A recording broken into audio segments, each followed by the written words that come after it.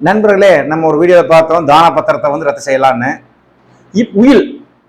உயிலோட சாராம்சமே வந்து தன்னோட காலத்துக்கு பிறகு, என்னோட மறைவுக்கு பிறகு இன்னார் அடையட்டும் அப்படிங்கிறத உயில் யாரு வேணாலும் எழுதலாம்.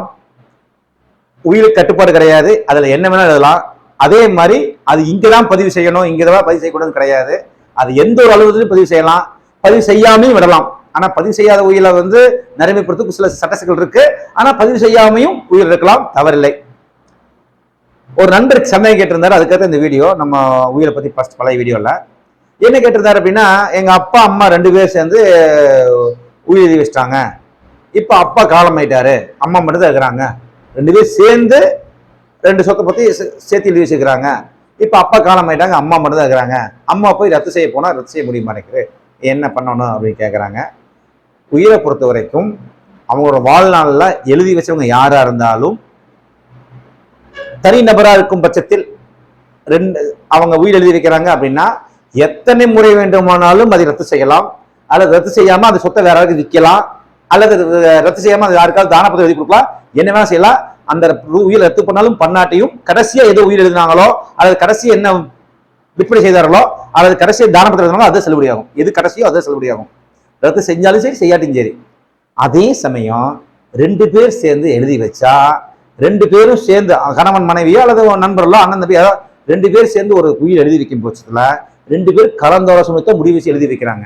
அதில் ஒருவர் மறைந்து விட்டால் இன்னொருவர் தன்னச்சையாக எந்த விதமான செயலும் அதில் செய்ய முடியாது. நல்லா புரிஞ்சுக்குங்க.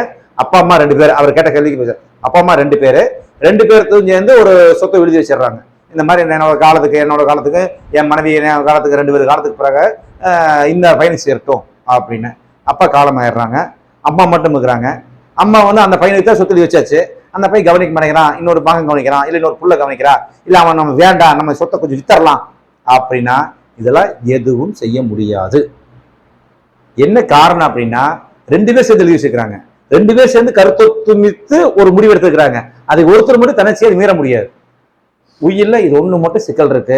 மற்றபடி தனிப்பட்ட முறையில் ஒவ்வொருத்தர் எழுதி வச்சிருந்தா, அவர் கணவர் தனியா மனைவி எழுதி வச்சிருந்தாங்கன்னா அவங்க எழுதி வச்ச உயிர் செத்தவங்களுக்கு மட்டும்தான் செல்லுபடியாகும். சாகாதவங்களுக்கு எப்படியும் மாற்றி எழுதி வச்சுக்கலாம். நான் சொல்றேன், உங்களுக்கு புரியும் நினைக்கிறேன். இனிமேல் யாராவது உயிர் எழுதுறதுக்கு உங்க நண்பர்களோ உங்க அப்பா அம்மா யாராவது கேட்டாங்கன்னா, இந்த 2 பேர் சேர்த்து எழுது உயிரை செய்ய வேண்டாம். அது செய்தால் அதை ரத்து செய்யவோ மாற்றி அமைக்கவோ முடியாது. அது 2 பேர் சேர்ந்து என்ன முடிவு எடுத்தீங்களோ அதைத்தான் நடைமுறைப்படுத்தி ஆகணும். அவங்க அதை 2 பேர் காலத்துக்கு பிறகுதான் நடைமுறைப்படுத்த முடியும். இது உங்களுக்கு இந்த விளக்கம் உங்களுக்கு போதுமானது நினைக்கிறேன். மேலும் சந்தேகம் இருந்தால் கேளுங்க, நம்ம அடுத்த வீடியோ சந்திப்போம், அடுத்த வீடியோ போடுறோம். உங்களுக்கு பயனுள்ளதாக இருக்கும். நன்றி, வணக்கம்.